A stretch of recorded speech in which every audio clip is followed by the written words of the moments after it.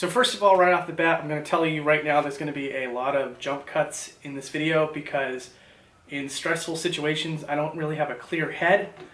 So I do apologize for that, but basically what I'm cutting out here is just a lot of dead air and me trying to collect my thoughts. So really quick, I just want to take you through the events that have happened so far so that you understand where I'm at.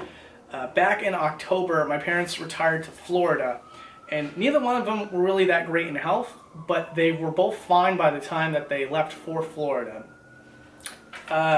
Very quickly after that, my mom admitted herself to the hospital. It was around January, and she was in trouble. There's just no doubt about it. There was something wrong with her liver, and it all just happened so fast, and within weeks she passed away. And that experience has always left me feeling like, what if we were able to get her back to my home state where we have a better medical system? Would they have treated her better? Because even when I was down there to take care of her in the last few weeks, there was a lot of things that were very questionable about the medical staff. I didn't like them at all. So when my dad said that he needed to go to the hospital for something only a few days later, after the passing of my mother, naturally I was incredibly worried about that.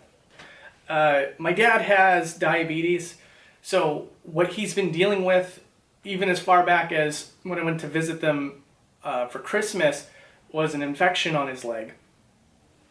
And what happened at this point was it was so bad that he had to go to the hospital to see if they could treat it in some sort of way. And what they ended up doing was they opened up a blood vessel in his leg to allow blood circulation again. And they were trying to wait it out so that he could heal up. And then they lost their patience with him and sent him to a rehab center. And then in the rehab center, they gave up on him after a couple of weeks because they were trying to get him to stand, and he couldn't stand. And I don't know why. I tried to ask him, but he was in and out from medication and everything else, as well as embarrassed about something that he wouldn't admit to me. So then he has to be transferred to a facility so that they can take care of him. And in a very, very short amount of time, between when he was there to now, he suddenly had pneumonia.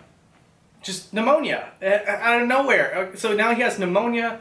They never fully treated his leg correctly. He went to the hospital months ago. He's been stuck in the hospital for months, and they never properly treated his leg. They let him out of the hospital before there was even the stink of, I don't want to get into too much detail, but like his leg was clearly not healed, and they decided to dismiss him to a rehab center before even washing the wounds. And so now he has a pneumonia, as well as the infections that he had from the get-go all the way back to December, and was treated in January. And I get a call today saying that we have two options for him. One is to give him a colostomy bag and amputate his leg, or put him in hospice, essentially asking us to let him die. Again, I was there with him in December. I saw how his condition was. He was walking around, he was pretty much fine outside of the infection that he needed to get treated. I talked to him week to week, from January to late April, and he was cohesive, he was fine. He had nothing that seemed all that wrong with him. And now he's like on the verge of death. They're asking me if we want to essentially let him die. I am out of options here. I did not want to involve anything to do with my YouTube career with this, but if I don't ask this, I feel like I hadn't done everything that I could do for my family. What I want to do is to get him back to where we live with his family and give him what I think is a real fighting chance to survive here.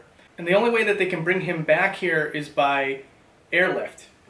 And they said it would be around $10,000 or more, and his insurance doesn't cover it for obvious reasons. This whole video could be a complete flop. I could be potentially just embarrassing the heck out of myself right now, but I I have to put this out here for his sake. It's not fair for him to leave this world so soon after losing his own wife, to be so far away from his family, and for the sake of doing something that he was doing for his wife. He didn't even want to go down to Florida to retire. He was doing this for my mother's sake. And selfishly, I'll admit too, I don't want to lose my father, especially just after losing my mother. So what I have done is I've set up a GoFundMe for my friend to see if we can get him back to our home state. And I'll leave a link to it in the video description down below. And yeah, there's just not going to be a video this week. I gotta go down to Florida and make sure I'm at least with him, so that he has someone down there, because right now he has no one. And he's had no one since my mother's passed away. So I'm gonna go down there and be there for him. So guys, thank you so much for watching this video. And yeah, I mean, hopefully this is just the last time you hear about this, and we can just move on as soon as possible. Again, thank you for watching.